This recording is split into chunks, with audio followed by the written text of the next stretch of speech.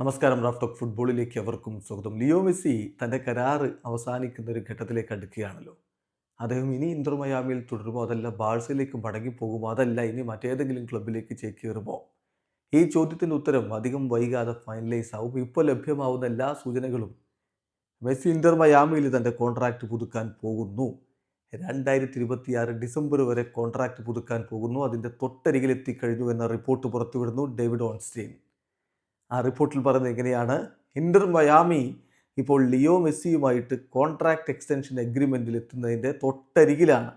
Contract extension വരാൻ പോകുന്നത് 2026 December വരെയാണ്. ചുരുക്കത്തിൽ ഈ സീസൺ അവസാനം, അതായത് 2025 ഡിസംബറിലാണല്ലോ അവിടുത്തെ സീസൺ അവസാനിക്കുക. അത് കഴിഞ്ഞ് 2026 ഡിസംബർ വരെ ഈ സീസണും അടുത്ത സീസണും അദ്ദേഹം ഇന്റർ മയാമിയിൽ തന്നെ തുടരാൻ പോകുന്നു. അതിൻ്റെ കോൺട്രാക്ട് എക്സ്റ്റൻഷൻ സൈനിങ് അധികം വൈകാതെ നടക്കും. യഥാർത്ഥത്തിൽ ഇവിടെ ഒരു ഡൗട്ട് കൂടി ക്ലിയർ ആവാൻ പോവുകയാണ്.